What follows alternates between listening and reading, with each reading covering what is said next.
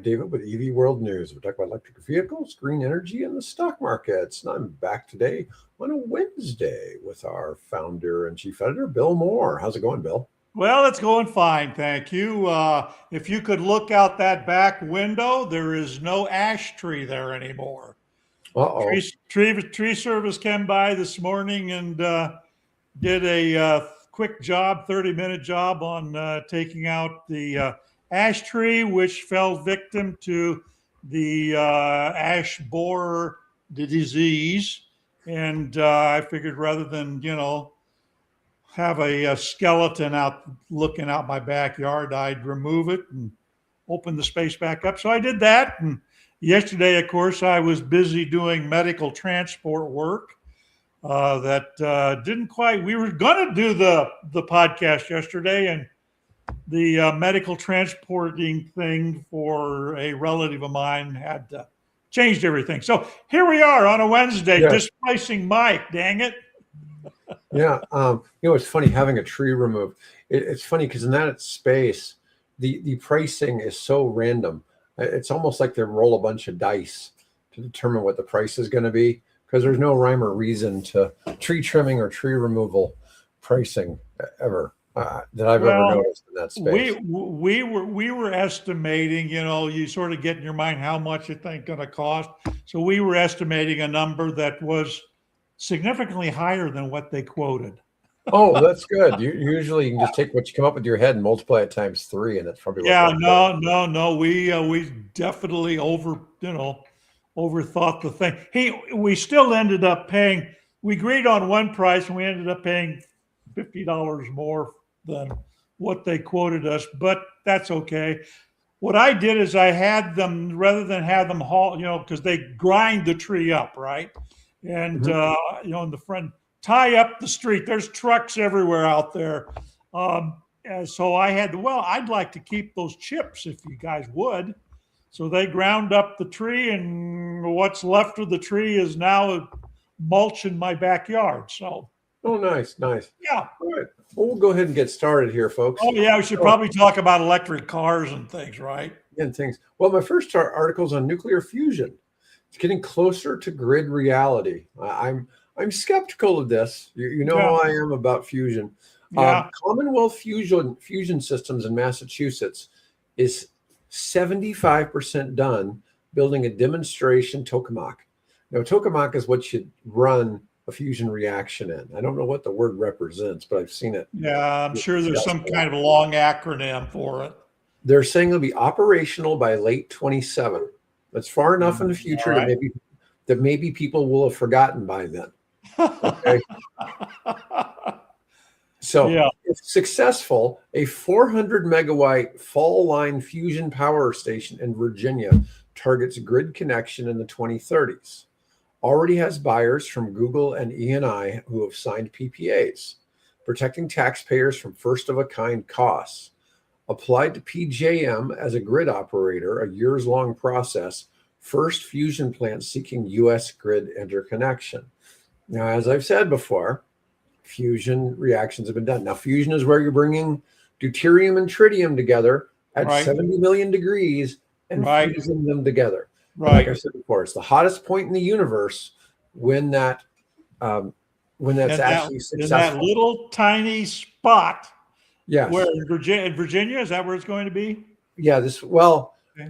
I think they're saying they're going to have the articles from Massachusetts. That's where Commonwealth Fusion is based. Okay. I'm sure it's a bunch of MIT people, right? Yeah, exactly. They're not stupid. Okay. I'm not saying anybody's dumb here. My lack of optimism is I'm familiar with the fusion space. Fuel. Right. Well, their supply chain. They need tritium, which doesn't exist in meaningful quantities. And tritium can only be made in a reaction involving lithium-6, which we have to get from the Russians. Of course. Okay. And so I'm just saying there's not a good place to get lithium-6 right now. And there's not a good place to get tritium right now. You can get tritium in really tiny amounts. It sells for $30,000 to $50,000 a gram. Yeah. Gram. Yeah, I mean, Yeah. it's crazy how expensive it is, and it can only be made by fission nuclear reactors. So you have to have fission nuclear reactors To set make up, tritium for, make right. tritium for Yeah. a fusion reactor. And Yep. so the problem is all the people who want to go live with fusion are going to need a damn lot of fission nuclear reactors out cranking out the fuel as a byproduct. Yeah. Does anybody do that? I mean, we've got a lot of nuclear reactors Not in the United either States. active, being activated, or being planned. So I'm working on a tech that they made in Japan that can do it, but currently nobody has deployed this ever anywhere in the world. Yeah. Okay. Yeah. Canada has something like 19 what are called CANDU light water reactors. Exactly. The Yeah. CANDU reactors make tritium as a byproduct of Okay. the process. They produce approximately 2 kilograms of tritium per year across those 19. That would be enough to fuel this 400 megawatt station for probably 6 months. Yeah, there is sort of a supply chain issue. Yeah, I'm just saying, and there's something like 95 companies around the world trying to bring fusion technology to market. Yeah. So I'm just saying there's going to be a huge shortage in that space. And it's, well, I'm talking about it, but I don't really hear other people really bringing it up. I did get a note from Mike that there was an award to somebody to produce lithium-6 at Oak Ridge. Okay. And anyways, it didn't go out for bid. It was just notification that it had been awarded. Yeah. And didn't go out for bid. Yeah. Okay. Huh. But this isn't a company that's producing lithium-6, so they have to figure out how to produce it. Yeah. So I'm just saying it can be done. It's just that right now China makes it. China makes it and Russia makes it, but they won't export it to the U.S. Oh no, hell no. Yeah. So anyways, I'm just saying. And then when you make lithium-6, it has a byproduct called lithium-7. Lithium-7 is necessary for a molten salt reactor. So like Kairos, which is broken ground Right. on a reactor site, they need lithium-7 in order to go live. And they're in the same boat. How long did it take you to get up to speed on this? Less than a year. Okay. Less than a year. And I will tell you, I can really say that AI has made learning so much easier. Oh, I've I learned agree. so Yeah. much in just the past year because I spend so much time on AI researching things, and it gives me much more nuanced perspectives than people with bias who are writing what they think you want to know. Yeah. And it's very interesting. But no, I've gotten really deep into what's going on in the supply chains, what's going on in different spaces. And Go ahead. well, I'm just saying it's really shocking to see, people have all their arguments against nuclear, whatever. It's like nuclear's got enough problems without you arguing about it. I mean, it's not that it's going to go bad. It's just that it might not get deployed. If some of these issues, It's still like 50 years, resolved. 50 years away, or 10 years, or 20, or whatever number they're using. Yeah. Well, even let's say this one. Let's say somehow it is live and commercially operating by 2031. Okay. Let's just say it is. It's not going to be producing 400 megawatts. It might be producing 100 megawatts just because of the fuel shortage. Okay. Yeah. But right now, when you have, and a megawatt is 1/1000th of a gigawatt. Okay. This is Virginia we're talking about. We're talking about 100, 1/10 of a gigawatt. They have a single data center that's one of the two biggest in the world. That's going to increase, the carbon emissions of Virginia's grid by 35%, uses 8 gigawatts. It would need, Oh, Lord. it would need 80 of these. 80 of these. Yeah. Yes. I'm just saying it is, people always in it. Look, I'm a huge nuclear proponent. I love the fusion idea. And people talk about how it's going to solve this and solve that. And it's like, Yeah. Not soon. Not Yeah. soon. Yeah. Yeah, nuclear is the answer, whether it be fission or fusion, but it's not going to be quick. No. And No. the AI situation is so critical. We're going to talk about this some more on the show today, that it's really driving things in a bad way. Yeah.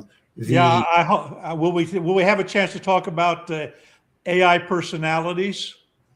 we might, but I I'm going to go right Good. into something. So NERC, which is the North American Electric Reliability Corporation, issued what's called a rare level 3 alert. There were several incidents in 24 and 25, and this has to do with data centers, where all of a sudden the data center that was taking a gigawatt of energy decided to just turn off the electricity, so they could do something. And they hadn't notified the grid that this was going to happen. And the grid was not ready to handle the gigawatt backup.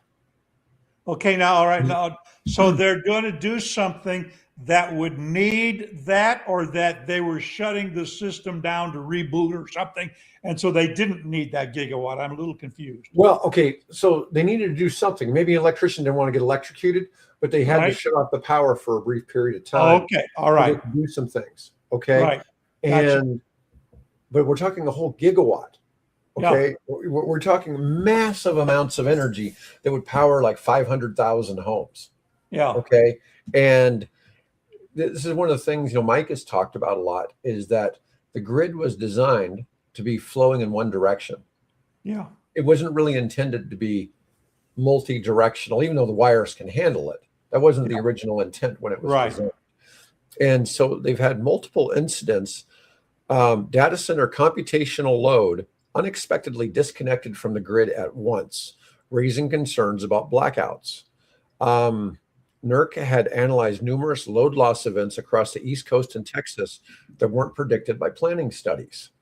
These customer-initiated large load reductions occurred in seconds, leaving little or no room for real-time responses and jeopardizing the grid stability as a result. To the people who turned it off, they just looked at it as turning off the light switch, right? yeah, exactly. And it didn't occur to them that, It turned off the whole block neighborhood. yeah, I mean, when you're talking a gigawatt, you're talking a grid scale, single cooling tower, nuclear reactor shooting Yeah, power, and all of a sudden you're just saying, hey, we don't need that power all of a sudden. right. So they're calling for a major regulatory shift to address blind spots among utilities, grid operators, and data center owners. It plans to register companies with computational loads of at least 20 megawatts. So we're talking 2% Right. of a gigawatt, such as Amazon, Google, and Meta, and eventually subject them to reliability standards similar to those for power plants. Which it seems that seems very fair. I mean, some of these places, like we said, 8 gigawatts. I mean, man, what a load. I mean, I'm working with somebody on a 2 gigawatt project in Florida, and he'd like to go to some nuclear at some point. And he's a solar industry guy. Yeah. But he can only, at max, he could only ever maybe get 5% of the overall use of that center from solar. Just can't pump out enough. Yeah. So some of it's just outrageous, the amount of energy that some of these things are talking about. And if somebody was like, oh, we could supply that with waste energy, but of course we'd have to go to wood chips. And it's like, well, that's cutting down an awful lot of trees to Yeah. convert to waste energy to do that. It's not really truly waste energy at that point. No. Right. A lot of times, like you were talking about your tree being chipped up, I was thinking, well, haul it off to the waste energy plant, which we don't have here that I know about. Right. And convert it into fuel, but you could do that in your backyard too if you wanted, if you had the right equipment. Yeah, there we go. Well, I could Yeah, pryalize it and make make yeah, I think it's called like a Tropes Fisher machine or something like that. Right, exactly. It'll convert it to gas. Convert it to gas, and I can convert it to a liquid fuel. Yeah, because that's basically what they were doing in Nazi Germany. To try to supplement the fuel that was being being bombed in Ploesti and, and things Right. like that. So, Yeah. yeah. Yeah, I remember there was Volkswagens, there were wood burning Volkswagens, and I saw there's somebody is running in this country. I think what was it, like a Ford Ranger or something, that they were running using wood chips, right? They were gasifying the chips and they were using the gas off of that to run their engine. So, yeah, it it's could not be new done. technology. No, no. But the pollution level coming out of that thing, oh man. Oh, really? From wood chips? Well, sure. You've got first of all, it's not a clean byproduct. You're No, going to no, I have. know. So yeah, I don't know. I'd have to check with AI, but I'm sure Yeah. there's a bunch of I know contaminants that that we don't want to be breathing. I know that burning coal in your fireplace is cleaner than burning wood, but not by a lot. Not by a lot, no, No, no. but it was an improvement, right? But anyways, let me see. The risk is growing for the grid as hyperscalers plan to connect gigawatt scale data centers in the coming years, which could rival the power consumption of mid-sized US cities. Demand from US data centers could reach 106 gigawatts by 2035, according to Bloomberg NEF. Developers are facing delays due to grid congestion and rising local opposition. I mean, it's not just using your power, it's also using your water. And that's a big one too, because they need the water for cooling. For cooling, yeah. Yeah, and some of this is going to change. I think technology is going to fix some of this. You're going to start seeing the data It center. happens. I'm almost wondering if it's like the Bitcoin thing, where one of the biggest drawbacks of Bitcoin is the fact that requires so much computational power that it Mhm. ends up, being a huge energy drain. So they started developing others. We were talking earlier about, crypto and some of the software that followed, the development software that followed, was used a different kind of a calculating mechanism, which cut the amount of energy consumption to a fraction of what it is with Bitcoin. So I'm hoping that's kind of what we discover as a way to do all these computations without having to consume the planet. Yeah. All right. So let's switch to talk about Elon. Okay, because the show is never complete if we don't talk about Elon. Sure, why not? All right. You and Now my favorite we're entrepreneur. we're expecting SpaceX to go public at a $1.75 trillion valuation. And Musk has talked about sending people to Mars, but so far, how many people has he sent to Mars so far? Not a Zero, right? one. They, Not a they one. haven't. And his sports car with the dummy inside Uh, sort of, I think, got kind of close to outside the orbit where, theoretically it could be reached to Mars if they programmed it to do that. But there's nobody. yeah. Okay. So nobody so far. So SpaceX board has approved a compensation plan giving Musk 200 million super voting shares if he hits some KPIs. Okay. If you don't know what a KPI is, it's key performance indicator. These are things you have to accomplish at your job Ah, to okay. do That's it what it real stands well. for. Okay. Okay. And these are some low bars. They're supposed to go public at 1.75 trillion. Musk has to hit two KPIs to get the 200 million super voting shares. Has to hit a $7.5 trillion valuation and has to have a Mars colony with 1 million plus people on it. 1 million plus people. Yes, right. So if you think that your job is trying to give you some goals that may be hard to reach, this is what Musk is looking at.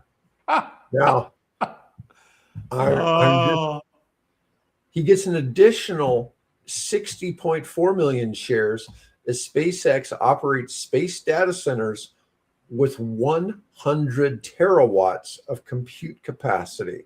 Now, a terawatt is 1,000 gigawatts. right. 1,000 gigawatts is 1,000. Yeah, so that's 100,000 gigawatts of compute capacity in space. Okay. So if you think, now I realize that these are pretty big bonuses. Okay. These bonuses are Yeah. respectively, hundreds of billions, maybe $1 trillion. Okay. But still, it's going to create competition between SpaceX and Tesla for Musk's attention per compensation experts. It's like it already does. I suspect he spends more time on SpaceX than he does on Tesla anyway. I would guess, yeah. But SpaceX is targeting an IPO around Musk's June 28th birthday at a 1.75 trillion valuation. Oh, his birthday's only 2 days off of mine. Oh, well. He's a Cancer just like me. No, I don't know if I'd want to be. Anyways, yeah, but I get such a kick out of that. It's like, man, yeah, what did they set for goals for you this year? Well, I got to put 1 million people on Mars to get my extra shares. Now, there's no time limit on that, which is good for Musk, right? He's not good on time limits, but How old is he now? Is he in his early 50s? yeah, I think he's around 50. Maybe Yeah, 51, yeah, 52. yeah. So he's got, 40 years. Of course, depending how fast and loose he lives. How many kids he begets between now and then? Well, yeah, they could all be his kids too. Yeah. You never know. He's working on He it. could just populate with all the kids he's begotten. Yeah, once he got to 10 kids, he started having twins. Interesting. Yeah. Yeah, so he's doubling up. Let's see. All right. Well, I thought that was some quite interesting statistics. All right. Let's move on to California. California allows the police to ticket driverless vehicles. That is starting in July. California police can ticket autonomous vehicles directly when they break traffic laws. Targets Tesla Robotaxi and Cybercab, Waymo, and Cruise fleets. Company treated as the driver. Repeat offenses risk permit limits, or suspension, giving regulators clearer oversight as AV deployments scale. Yeah, well, you don't want them violating traffic laws. I mean, they should be able to, at a minimum, be able to handle that. Where you get into weird situations is when you're going like through construction zones that weren't there yesterday. It's like, how quickly should the AI pick up that somebody all of a sudden stuck up a sign that said the speed limit dropped by 20 miles per hour? And I assume the cameras should be able to ascertain that something's out there. But on the flip side, at the same time, hopefully it's not picking up that you're like on, highway I-80, and you see the 80 sign, think that that's the speed limit, Right. I'm sure they're much smarter than that, but still, it makes you wonder. Or then you're going down I-29, you wonder why there's a car going 29 miles per hour down the freeway. Yeah. Yeah. So I asked on this because, I published several of those headlines. And I said, well, how the heck does this actually work?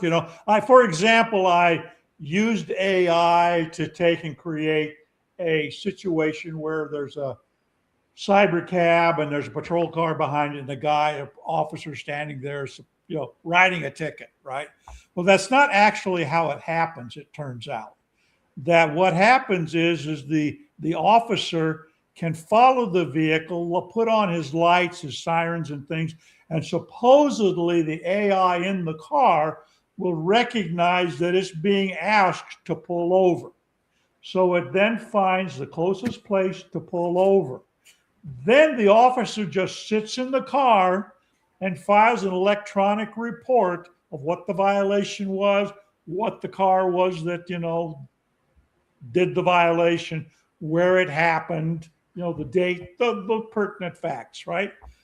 That gets electronically transmitted to the state, who then sends it to the violating company, who then has to respond to that, demonstrating that they have taken action to address that problem. And if they don't, then other punitive measures will take place. And apparently there is some fines involved in it. But what I've asked the AIs, I said, this sounds like what is happening now. is police officers are now becoming quality assurance software engineers. There you go.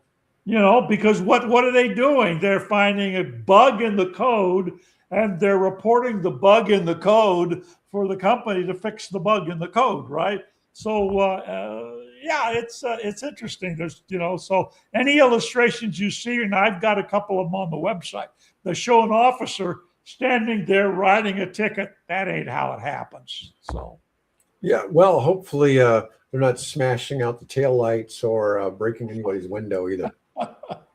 well, breaking the guy's window because they can't see the driver. Yeah. Realize there's no driver there. Well, I've told this story before where I was driving the original Japanese model of the Prius with the right-hand drive. Right. And I was driving around Omaha and got pulled over because my wife was shooting video from the left-hand seat, and the officer thought that she was driving and running a video camera at the same time. So yeah. he pulls up behind the car. I could watch. I see he gets out and he stops and he looks, and then he finally comes over to my side. He says, "Oh, I'm sorry." I said, "I pulled you over because I thought your wife was, driving the car." I said, "No, this is Japanese car." So he let me go. It was not a problem. But that's because in Nebraska, women aren't allowed to drive. So he was confused. Well, yeah. They're not allowed to drive and hold a video camera in their hand at the same time. Okay. So, yeah. We're not that backwards of a state, right? No, we're pretty good. Yeah, I wonder when women got the right to drive in Nebraska. I'm just kidding. I have no idea. Oh, yeah, who knows? Probably as soon as cars came out. Anyways, actually,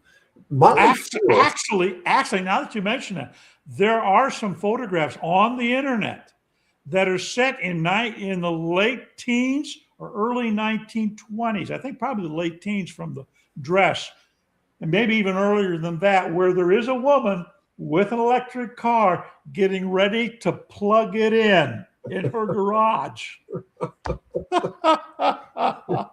Oh, that's funny. Yeah, it's funny to think that there was electric cars 100+ years ago. And yeah. They disappeared for 80 years. All right. So Motley Fool says their top EV stock picks for May are BYD and QuantumScape. Now, I'm really, BYD does a lot of great things, electric vehicle space. Clearly, it's a Chinese stock. I think that's really poor advice, telling anybody to invest in a Chinese stock. No kidding. Okay, for multiple reasons I won't get in here, even if it costs me social credits. But QuantumScape is kind of interesting. They're in the battery space. Yep. They are about a $5 billion market cap. So they were kind of interesting. They're not. Is that the Israeli company? No, that Southern California, maybe. I think. San Jose. Yeah, San Jose, right? San Jose. Yeah. Silicon Valley. Yeah. Here's 6 months for them. They've risen from about $7.25 up to $7.89 over the course of 5 months this year. Nothing dramatic. Gone up almost 9% for the year, but it's kind of interesting pick, I think.